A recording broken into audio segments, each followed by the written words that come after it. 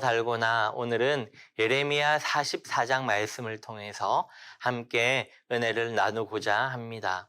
유다 백성은 하나님의 말씀을 거역하고 애굽으로 이주했습니다. 그곳에 가서도 패역한 생활을 합니다. 인간적인 생각으로 하나님은 더 이상 이 백성들에게 말씀하지 않을 것 같습니다. 그러나 하나님은 애굽에서도 말씀하십니다. 몇 명에게만 말씀하신 것이 아니라 1절을 보면 애굽 땅에 사는 모든 유다 사람에게 라고 말씀하십니다.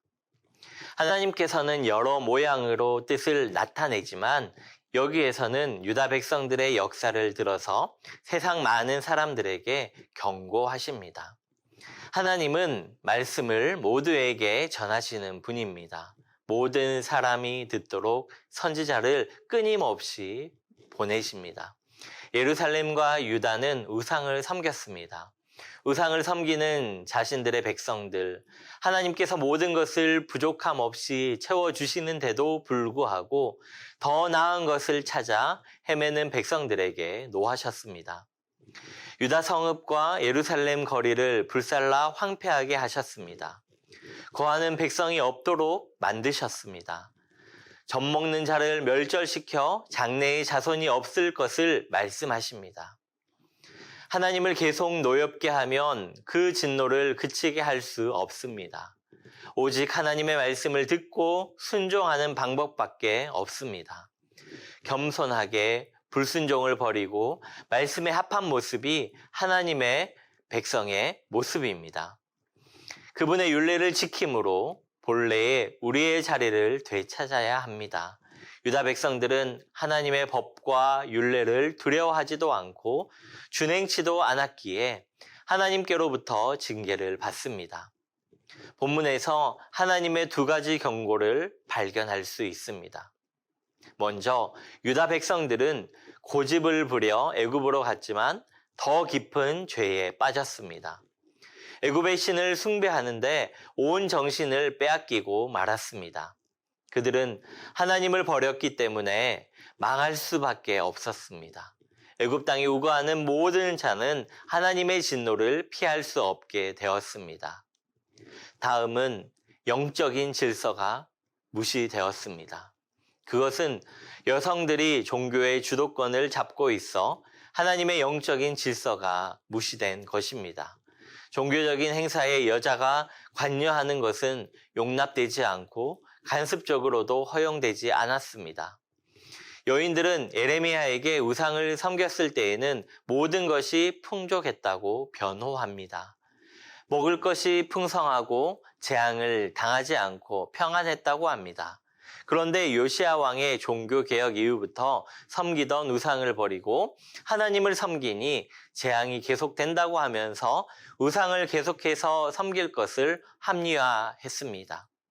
하나님에 대한 참지식이 부족할 때 이런 현상이 일어나게 됩니다. 그러므로 우리는 여호와 하나님이 누구신지 분명하게 알아야 합니다. 하나님께서는 죄를 회개치 않을 때 벌을 내리십니다. 하나님께서는 죄를 회개하고 순종하는 자의 잘못은 영원히 기억지 아니하시나 끝까지 회개치 않는 자들에게는 벌하십니다. 하나님께서는 인간이 자기의 뜻을 끝까지 굽히지 않을 때 그대로 두십니다. 그 결과는 어떻게 됩니까? 26절과 27절 말씀입니다. 그러므로 애굽 땅에서 사는 모든 유다 사람이여 여호와의 말씀을 들으라.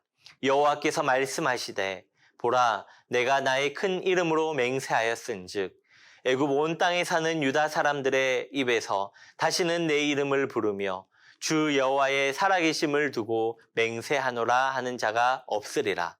보라 내가 깨어있어 그들에게 재난을 내리고 복을 내리지 아니하리니 애굽 땅에 있는 유다 모든 사람이 칼과 기근에 망하여 멸절되리라.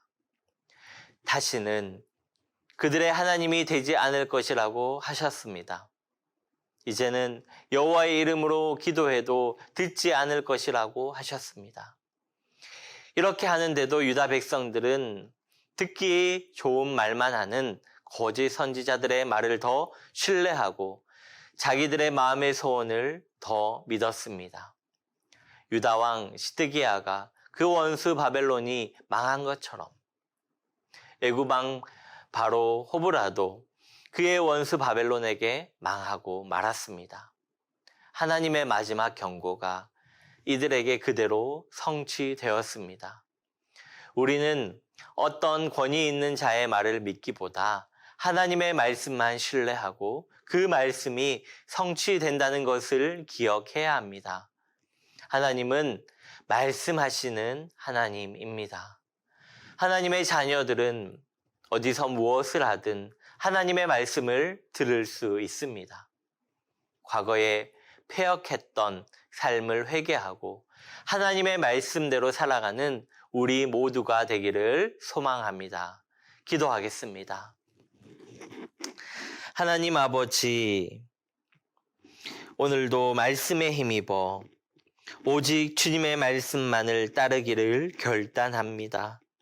세상이 아닌 보이지 않는 하나님의 약속을 믿고 세상의 소리가 아닌 하나님의 음성을 듣고 따르는 은혜의 삶으로 인도하여 주시옵소서. 예수님의 이름으로 기도드립니다. 아멘.